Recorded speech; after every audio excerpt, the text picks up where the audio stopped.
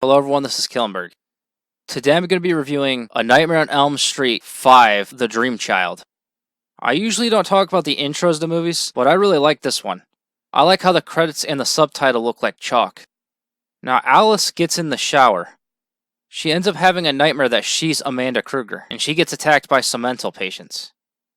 One of them is played by Robert Englund. For those who aren't familiar with this franchise, he plays Freddy Krueger. The next day she's graduating, along with her friends, Greta, Mark, and Yvonne. I actually like seeing them graduate. This might have been done on purpose, but graduation is like a new beginning. You know, having a baby is a new beginning. If Freddy didn't return, it could actually go with that as well. Alice ends up back in the asylum. She sees Amanda giving birth. What comes out appears to be a deformed baby. The baby ends up sneaking into the church where Freddy was defeated in the last movie. He finds Freddy's remains and quickly grows into an adult, and he says it's a boy. Her boyfriend Dan ends up falling asleep while driving. Dan does try to escape but ends up getting killed anyway. Of course, they think it's an accident. Alice sees Dan's body come to life, and he taunts her. You know, Freddy does. Dan's dead. Alice finds out she's pregnant with Dan's child. That night, she's visited by a young boy named Jacob. The next day, Yvonne tells her there's no children on her floor, nor is there a children's ward.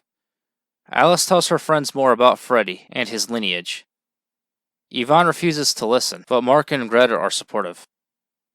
At a dinner party, Greta falls asleep. She dreams about her getting mad at her mom for being so strict about what she can eat. Freddy makes her eat a lot of food. In the real world, she actually chokes to death. Yvonne and Alice visit Mark. Mark ends up falling asleep, but Alice saves him. Then she sees Jacob again. Jacob hints that she's his mother. Alice requests that Yvonne gets her an early ultrasound, and she discovers Freddy is feeding Jacob his victims. Now there's a part where Alice is looking at papers, and one is about Amanda Krueger. There's one I wanted to point out. There's one next to it that clearly states child molester acquitted. So yes, there was hints that he was a child molester before the remake. Dan's parents talk to Alice. They want to take care of the baby, but Alice refuses. Yeah, they think she's crazy, that's why they want to take care of the baby. Alice goes to sleep hoping to find Amanda in the asylum. Freddy threatens Yvonne, who has fallen asleep in a jacuzzi. Alice rescues Yvonne, and she finally believes her. Mark falls asleep and is pulled into a comic book world. Freddy ends up killing him. Freddy made himself like a supervillain too.